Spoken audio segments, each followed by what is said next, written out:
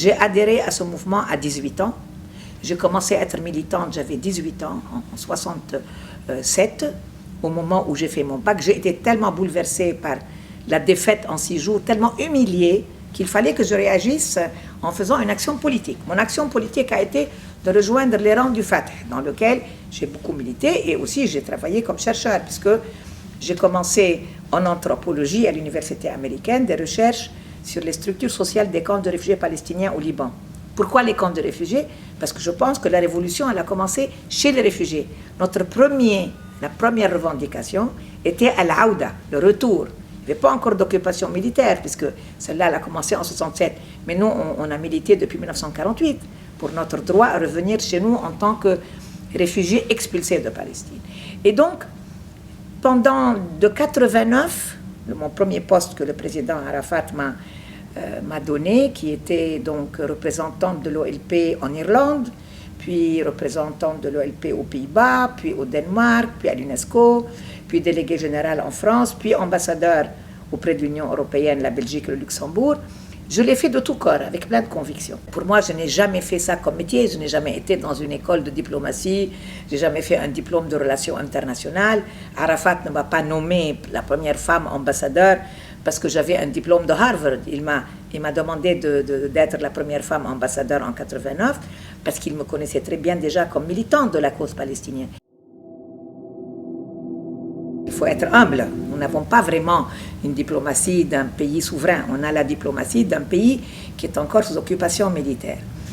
Ne me convainquez plus, ni à cause de la diplomatie palestinienne, ni de la diplomatie européenne, ni de la diplomatie arabe. Les Palestiniens, en eux seuls, ne peuvent pas créer une atmosphère diplomatique propice vraiment à une diplomatie. Ils ont besoin de puissances internationales, à commencer par l'américaine, l'arabe, les pays du Golfe, l'Union européenne. Et je voyais que le plus on avançait, en particulier, on va dire, depuis 1993 et Oslo, le plus on déclinait. Et c'était devenu de la supercherie. Parler de processus de paix était de la supercherie. Et moi, je ne sais pas faire de la supercherie. Je pense que les Palestiniens ne peuvent pas faire de la diplomatie, entre guillemets, parce que c'est une cause, la Palestine. Ce n'est pas un conflit. Un conflit, c'est entre deux parties de nature ressemblante, de nature identique. Un État, une armée, une armée. Nous ne sommes ni un État, ni une armée. Nous sommes une cause. Et c'est comme ça qu'on s'appelle depuis 1947 aux Nations Unies. La question de Palestine, la cause palestinienne. Ça veut dire, nous ne nous battons pas pour un certain nombre de mètres carrés ou un dessin de frontières, comme par exemple l'Égypte avec Israël, ou la Syrie avec Israël, ou la Jordanie avec Israël. Parce qu'Israël n'a jamais nié l'existence ni du peuple égyptien, ni du peuple jordanien, ni du peuple syrien, ni du peuple libanais. Ils avaient une mésentente, une guerre, des combats, une absence de reconnaissance mutuelle sur la délimité des frontières ou des rivières ou de l'eau. Mais nous, ce n'est pas la même chose. Nous, ils nient notre existence. J'ai décidé en 2015 que ceux pour lesquels j'avais milité et travaillé pendant 25 ans, ça veut dire une tentative de diplomatie palestinienne, j'avais l'impression que ce n'était plus convaincant, avant tout pour moi-même, et que je n'étais pas obligée de défendre la cause palestinienne uniquement parce que je suis ambassadeur. Je peux la défendre comme citoyenne, comme militante, comme femme, comme intellectuelle.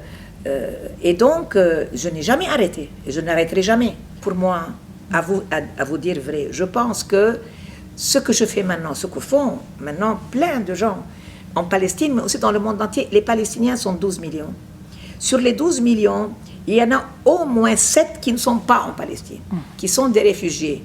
Au Liban, en Syrie, en Jordanie, dans le Golfe, en Amérique, au Canada, au Chili, au Japon.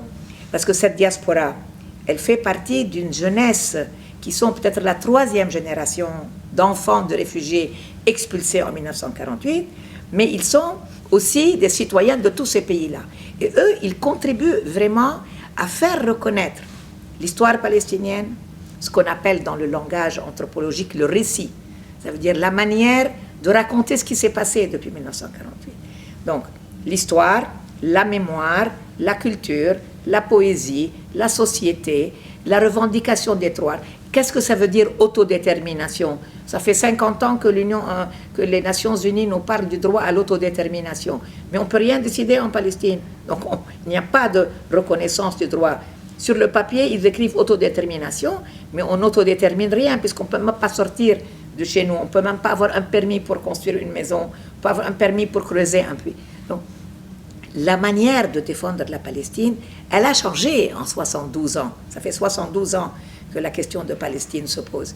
Et elle doit changer, elle doit s'adapter à une nouvelle génération, à des nouveaux moyens, en particulier les moyens audiovisuels, les moyens de la littérature. Je dirais que le BDS, qui est un mouvement qui est vraiment venu de la base, ce n'est pas du tout un mouvement qui est venu d'en haut, c'est un mouvement qui est venu de la base palestinienne et des amis des Palestiniens. Parce que le BDS, c'est avant tout de boycotter les produits israéliens. Les produits israéliens ne sont pas seulement vendus dans les territoires occupés, où les gens sont pauvres en tout cas. Les produits israéliens sont vendus en Europe, aux États-Unis, au Japon, en Inde. C'est des ordinateurs, c'est des téléviseurs, c'est des avions, c'est des AWACS, c'est des drones, c'est des navires, c'est des vedettes pour la mer. Donc, c'est des choses qui rapportent beaucoup d'argent à l'économie israélienne. Donc, l'appel au boycott des entreprises, des sociétés et des produits israéliens a fait beaucoup de mal et fera encore plus de mal à l'État d'Israël tant que c'est réellement pratiqué par le plus grand nombre possible. Si ce n'est que les oranges de Jaffa, ça ne suffit pas. Mais je reconnais que les militants ont beaucoup de courage de continuer. Moi, j'étais à Bruxelles lorsque le boycott a fait reculer plusieurs gouvernements qui investissaient leur argent dans des banques israéliennes qui travaillent dans les colonies. Lorsqu'on a pu leur montrer que ces banques israéliennes, elles violent le droit en investissant dans les colonies, par exemple la Norvège, la Hollande, la Suède, ils ont arrêté d'investir dans ces banques israéliennes. Donc ça peut donner. Alors, le scandale le plus grand, c'est en France.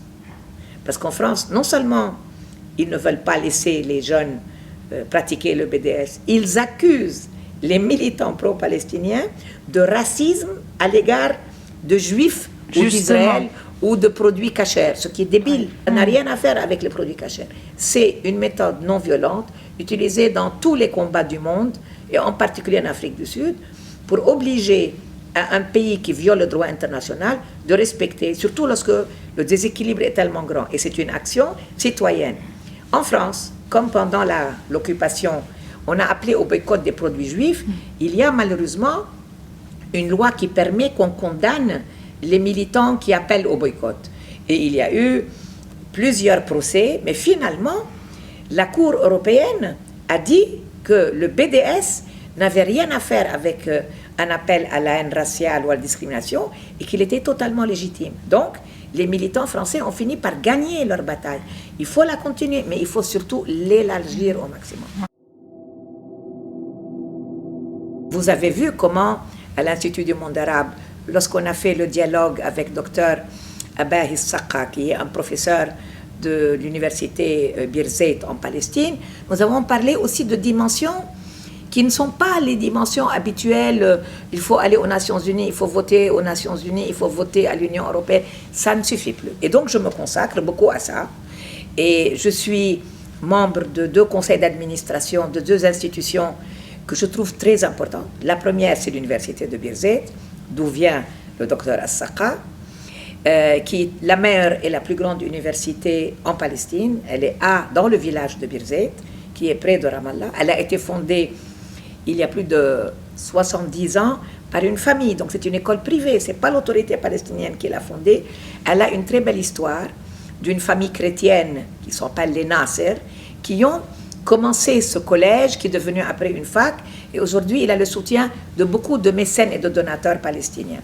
Je suis aussi membre d'un centre de recherche aussi privé, ça veut dire fondé par Dr Walid Khalidi, qui est notre plus grand historien, et qui s'appelle l'Institut des études palestiniens, qui publiait dans le temps la revue d'études palestiniennes en français, mais qui publie encore des livres, des revues en arabe, en anglais, et j'espère qu'on va republier en français bientôt. Et je suis fondateur ou fondatrice d'un joli projet que les Belges m'ont proposé lorsque je suis partie en 2015, qui est une chaire Mahmoud Darwish, du nom de notre regretté grand poète Mahmoud Darwish, qui fait connaître la poésie arabe pas seulement palestinienne, aujourd'hui. Donc, toutes ces activités, pour moi, c'est presque plus important que la diplomatie. Parce qu'aujourd'hui, il n'y a pas réellement de chance. Quelle diplomatie pouvons-nous faire avec un monsieur comme Netanyahou, qui est aujourd'hui Premier ministre, que même les Israéliens ne supportent plus, qui ne reconnaît pas qu'il y a un peuple palestinien, ni des droits palestiniens. Qu'est-ce qu'il a fait avec les Émirats arabes unis et le Bahreïn et maintenant le Soudan? Il a dit, c'est la paix contre la paix. Ça veut dire, nous, Israéliens, on offre la paix, ils nous offrent la paix, mais on ne rend pas des territoires. Alors, donc le combat palestinien n'a plus de sens, parce que le combat palestinien, il est avant tout la terre contre la paix. Ça veut dire, Israël rend la terre et nous, on fait la paix. Ça, c'est scandaleux. C'est pas seulement Macron, d'ailleurs. Malheureusement, la directive vient d'Israël. Israël veut essayer d'appeler toute critique de l'État d'Israël, même pas seulement l'antisionisme, mais toute critique de l'État d'Israël comme la preuve d'antisémitisme. À commencer par des Juifs.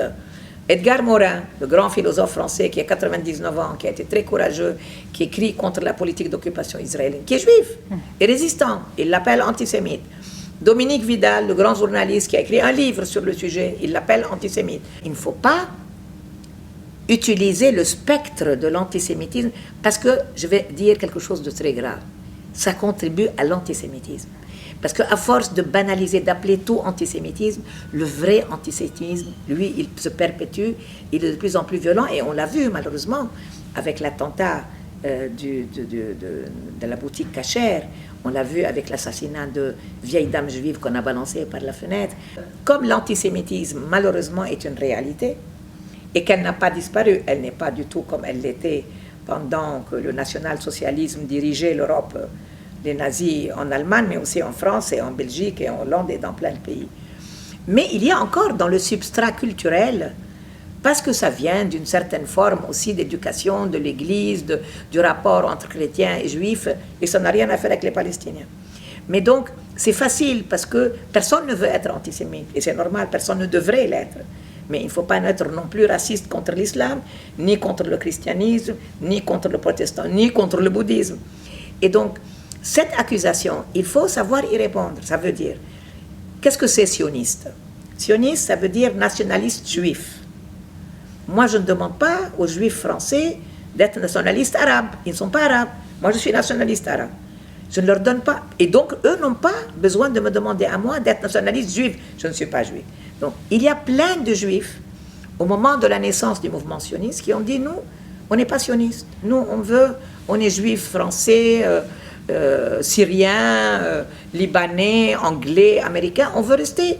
On est de religion, de culture, mais on n'est pas nationaliste juif. Et nous n'avons rien à faire avec l'État d'Israël. Ce sont des gens qui sont antisionistes et asionistes. Il n'y a jamais eu d'antisémitisme, vraiment. Nous, en Afrique du Nord, par exemple, la seule autre religion que la musulmane était la juive. La chrétienne était considérée comme coloniale. Et donc, là où les relations de coexistence, comme au Maroc, comme en Tunisie, étaient bonnes, il n'y avait pas d'antisémitisme. Les juifs étaient au pouvoir chez le roi du Maroc, chez le bey de Tunis, et même en Algérie, avant la colonisation française. Les juifs en Algérie se sont fait attaquer parce qu'aux yeux des nationalistes algériens, ils étaient pro-français. Et surtout, ils sont devenus citoyens français. Et donc, je pense que nous ne réalisons pas, et il faut dans les écoles parler de ça. Moi, je parle beaucoup de ça avec les jeunes qui sont issus de la 3e génération de Maghrébins.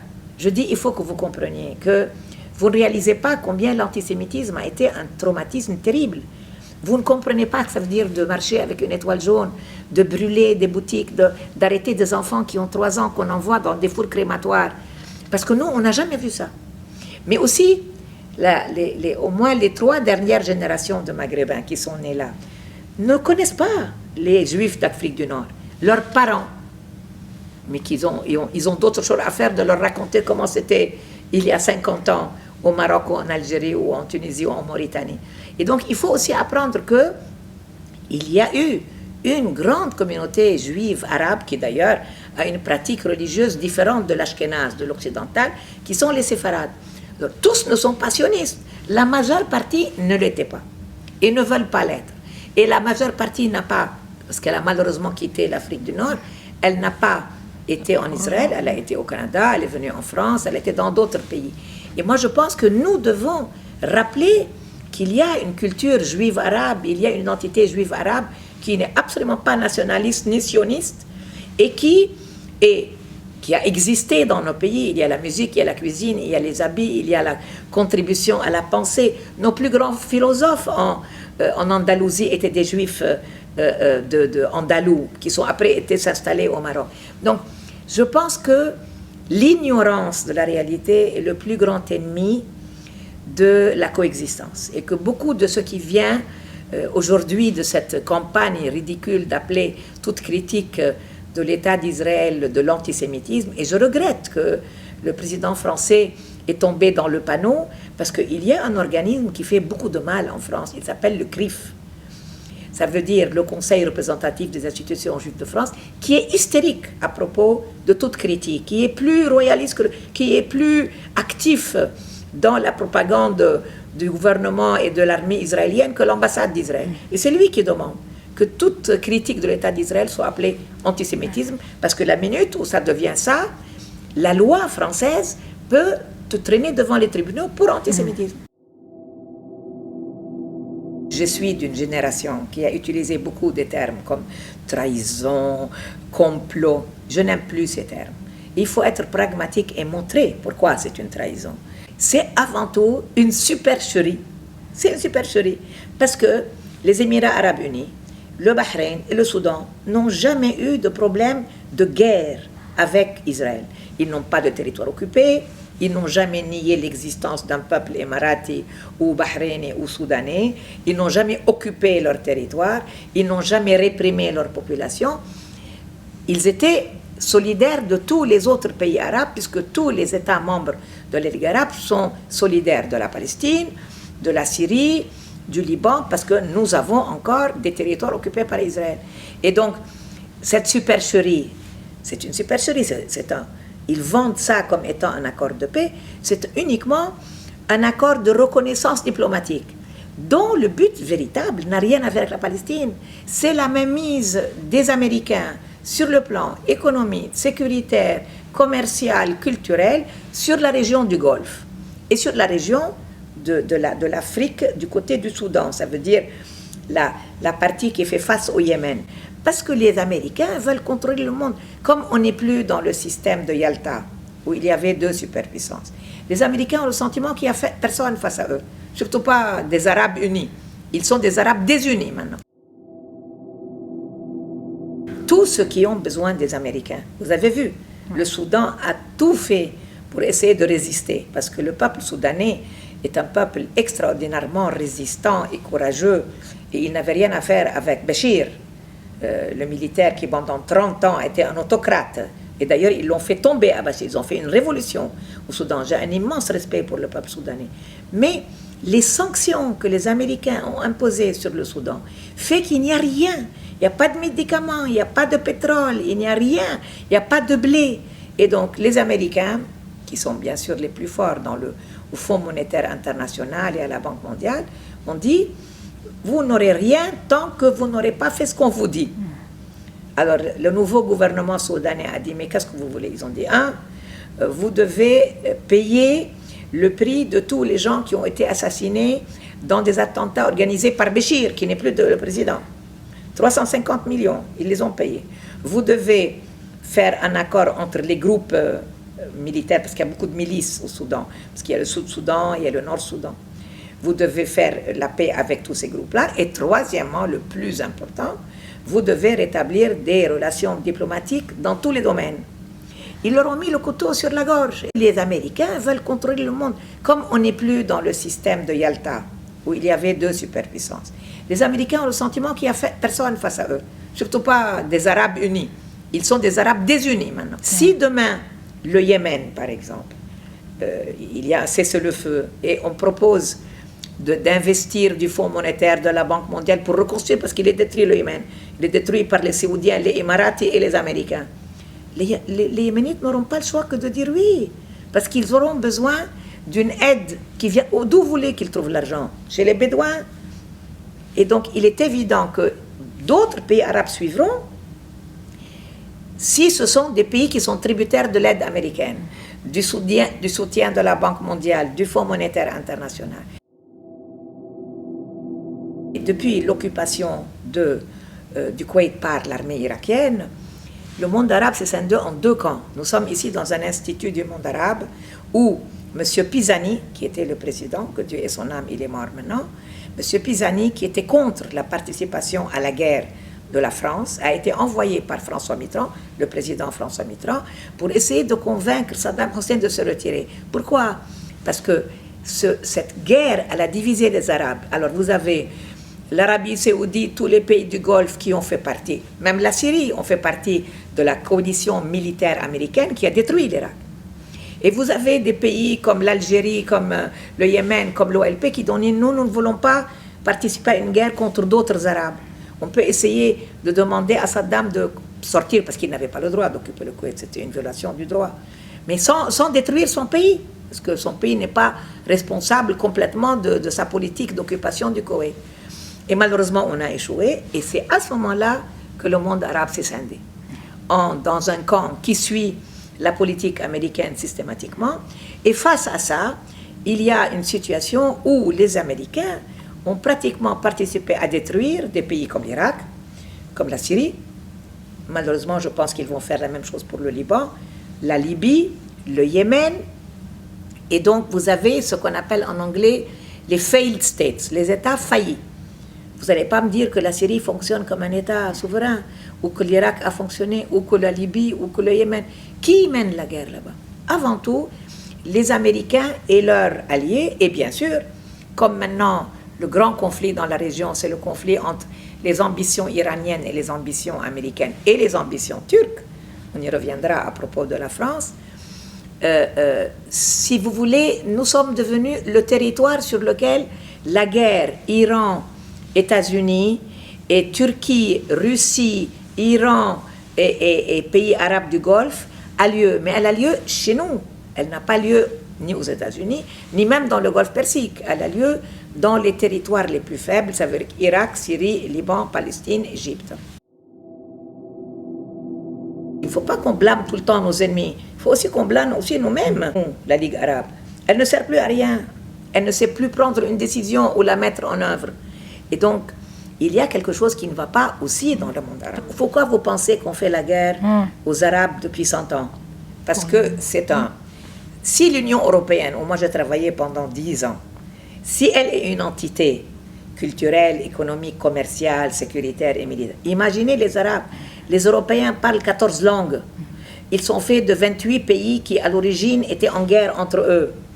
Déjà, le Brexit, l'Angleterre est sortie. Mais tous les pays de l'Est de l'Europe, ils étaient avec l'Union soviétique, contre les pays de l'Ouest. Et avec ça, ils ont fait une Union européenne. Parce qu'ils sont intelligents, parce qu'ils ont vu quel est leur intérêt, parce qu'ils ont créé un espace d'un marché commun, parce qu'ils ont une vision commune. Mais ils n'ont pas une histoire commune, ils n'ont pas une langue commune. Nous, on a une langue commune, une histoire commune, et on n'est pas foutu de faire une Ligue arabe avec une position unie. Et il n'y a pas de frontière ouverte entre l'Algérie et le Maroc. C'est une honte. Or, il y a beaucoup de mariages entre Algériens et Marocains. Surtout, il y a une nécessité économique et commerciale. Pourquoi on n'a pas de frontière ouverte entre les pays de l'Afrique du Nord? Pourquoi on n'a pas de frontière ouverte entre la Syrie et le Liban et l'Irak et la Jordanie? Pourquoi personne ne vient aider les Palestiniens en disant nous boycotterons tout ce qui...